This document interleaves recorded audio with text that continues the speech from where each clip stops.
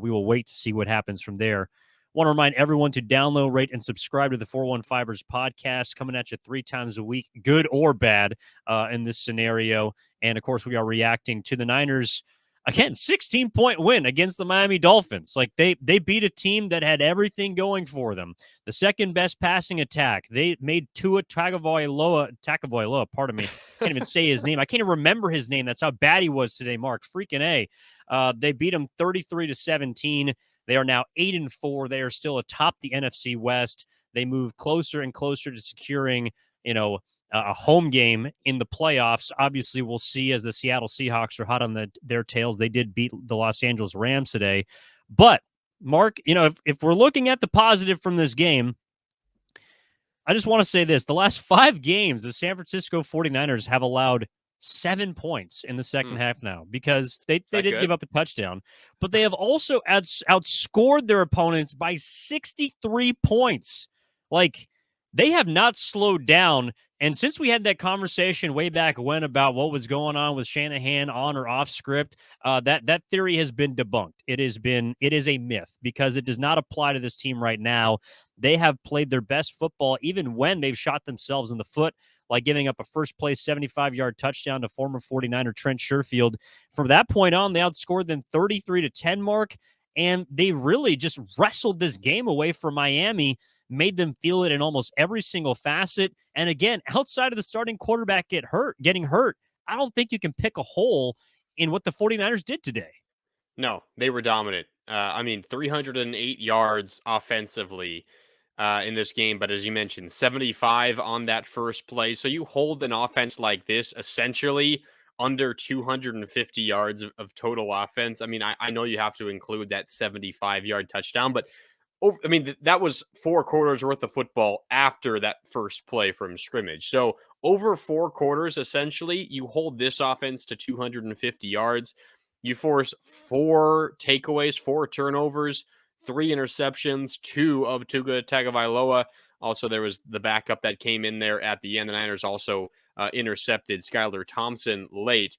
And then the forced fumble on the strip sack by Nick Bosa, we'll talk about him. He had a Defensive Player of the Year statement kind of game.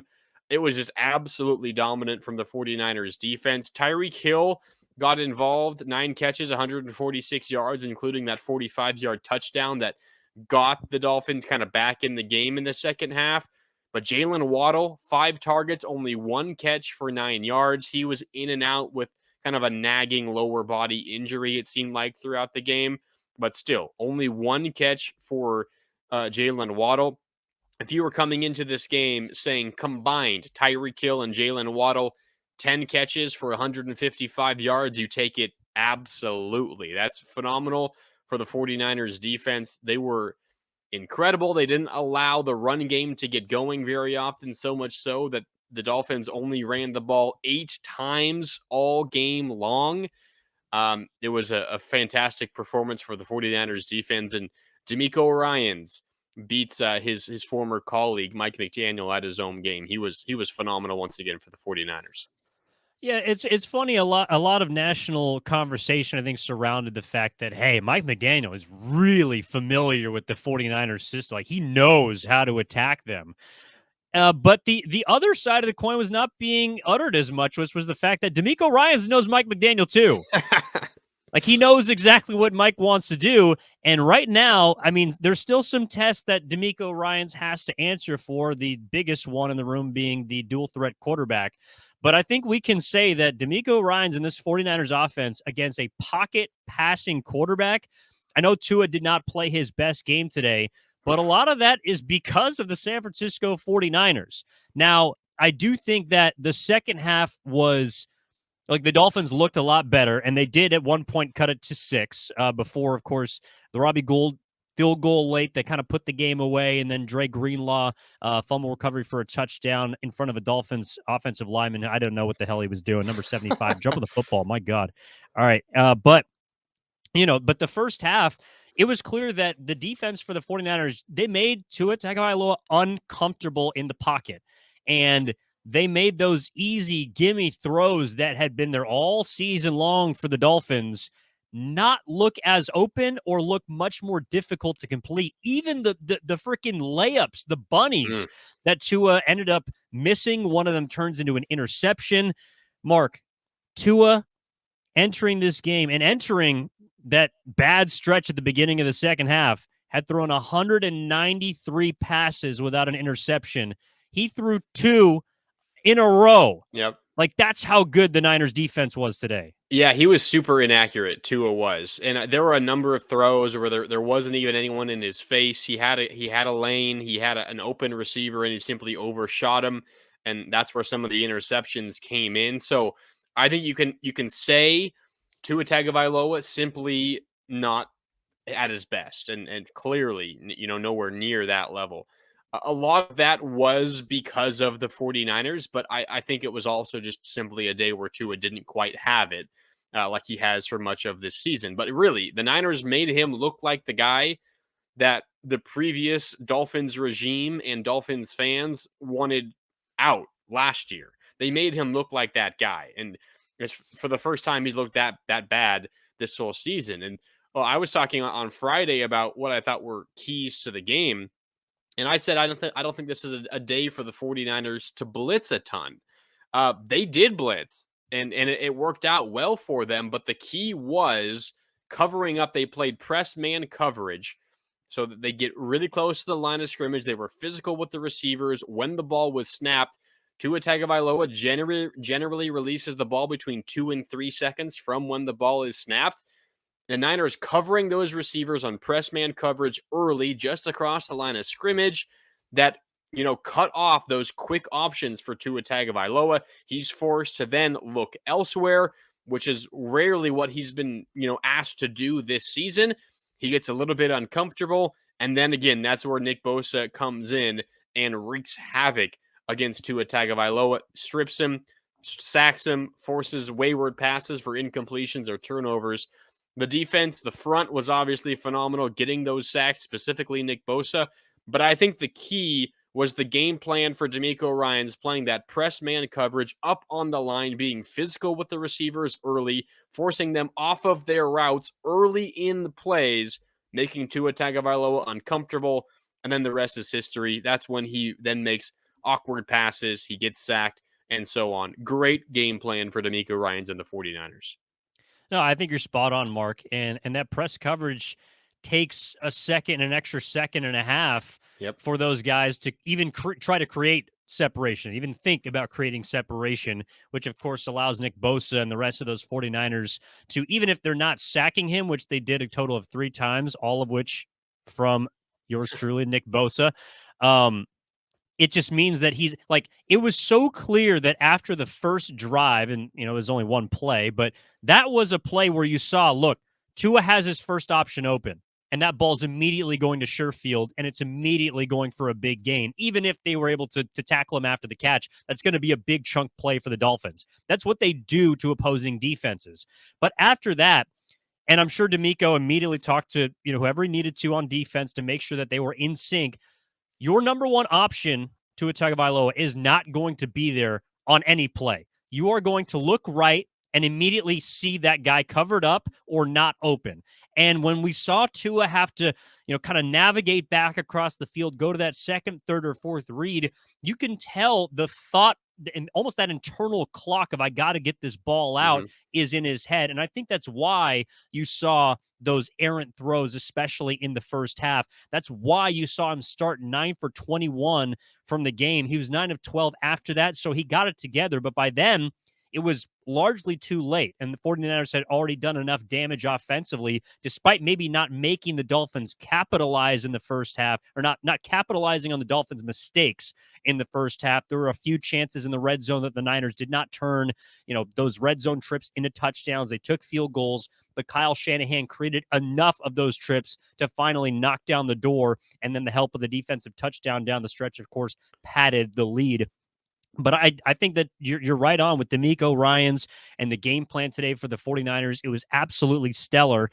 And it's also, even before he got hurt, like Jalen Waddle was pretty absent.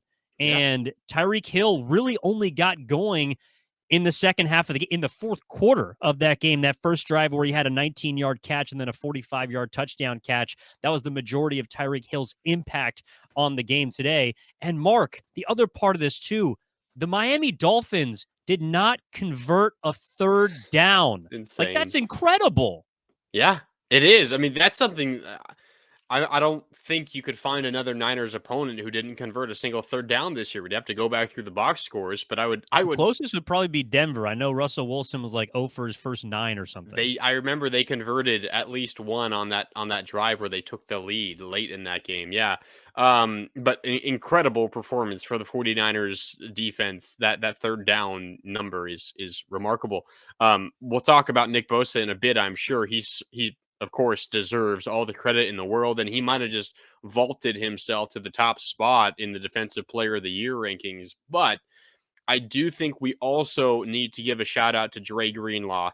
He was phenomenal in this game. Of course, people are going to remember the fumble recovery he picked up and ran in for a touchdown. As you mentioned, the Dolphins offensive lineman could have just fallen on the ball, and it never would have happened for Dre Greenlaw. And that was, of course, because of a Nick Bosa sack. That was a good play for Dre Greenlaw, but not near his best play. It was that 4th and 2 from the San Francisco 36-yard line. The Dolphins trailing by 6 points with 6 minutes left. Biggest moment of the game, bar none. This was the biggest play of the game. Ruled a catch on a quick out to Gesicki, the tight end on the left side of the field, on the left sideline. But on replay and on review, after it was challenged by Kyle Shanahan, ruled incomplete because Dre Greenlaw got his arm right in the breadbasket of Gesicki, knocked the ball away, and Gesicki never really had control of the ball. It's an incomplete pass, turnover on downs. Niners get the ball, they go down, they get a field goal, then the strip sack, and the game's over. Incredible play by Dre Greenlaw. And that's not the only play he was good on. He led the team with 8 tackles. Of course, he had that fumble recovery. He had that pass defense. But I'm talking about against Gesicki. He was incredible once again. And him and Fred Warner, seems like every week, are just making another case why they're the best linebacking unit in football. They showed out again today, led by Dre Greenlaw. Yeah, and Dre Greenlaw, it was funny. So there was a play in the second half. I forget what down in place it was, but there was a play where he kind of caught Tyreek Hill on the sideline. Yeah. And he showed restraint. Like, he picked up Tyreek Hill and looked like he was about to suplex him, which he easily could have done, by the way. And then, of course, would have been 15 yards against the 49ers. But that's a play where, like, you see Dre Greenlaw come from week 1 against Chicago, where he makes a boneheaded play, unnecessary roughness after the play to help extend a Bears drive. Turns out that's a drive that ends up to beat you. And then now, umpteen weeks later, to see him be able to go and restrain himself on that play, but then later be able to lay the wood on Raheem Mostert, whoever's come out of the backfield for the Dolphins. I think he also had a couple of big hits on receivers coming across the middle. Like, Dre Greenlaw is playing with passion and fire, but also intelligence that we did not see throughout his career, that kind of followed him a little bit, those after the play flags. Like, Dre Greenlaw, I think that's a good point, is playing outstanding football. Yeah, and I'm glad you brought up that play with Tyreek Hill on the sideline where he could have suplexed him or hit him later, or threw him down to the ground. I thought the same thing watching it live. You saw him pick him up and then just softly place him back down. But I was honestly more impressed with the fact that he got to Tyreek Hill in the first place. I mean, Tyreek Hill, the fastest, player in the NFL, caught a short pass on a crossing route. It was Dre Greenlaw coming from his, linebacker position in the middle of the field.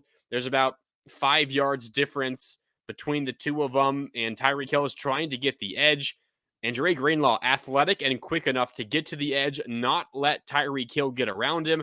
Tyreek then tried to slow down and cut back to the inside. Dre Greenlaw was waiting for him, gave him the big bear hug, as you mentioned, and then kind of just pushed him out of bounds before picking him up and placing him back down. That play, impressive in multiple occasions. One, catching Tyreek Hill in the first place, and then 2, not delivering a late hit. So Dre Greenlaw, again, showing restraint, as you mentioned, which is certainly an improvement. but continuing, to show off his physical tools. He is as athletic, and this linebacking core is as athletic, as any in the NFL. It was a phenomenal display by those guys. Yeah, and also before we get to Bosa, I do want to give a shout out to the secondary. I thought they played pretty darn well, except for the two, sort of explosive plays at the beginning and then towards the tail end of the game, which you could make a case were more so on the safety in those positions than the actual defensive backs themselves on the outside. I know Hufanga, who has made a name for himself making those big plays, those instinctive plays from center field, kind of got caught with his hand in the cookie jar a couple of times. Specifically, I thought more so on the second play that Tyreek Hill took to the house than the first one from Sherfield. But look, I mean, Jimmy Ward played really well today. Came up with an opportunistic interception. Doesn't really honestly get a whole lot of picks. So Jimmy Ward, right place, right time, made the play. Also had a pass defense. Diamador Lenore, I thought, did a serviceable job. He'd been kind of hurt. Yep, go Ducks, according to Marc. For those of you watching, he just threw up the O. But, and then, of course, Travarius Ward or Mooney Ward, whatever you want to call him, I thought, was solid today.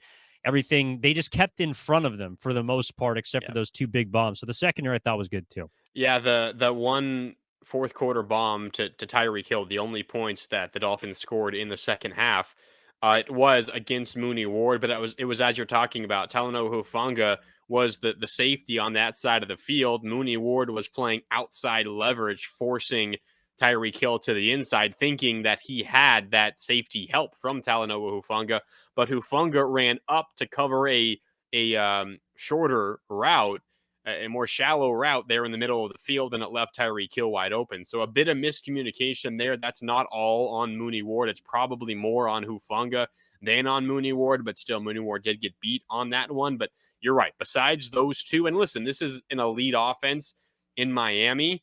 They're going to have those explosive plays.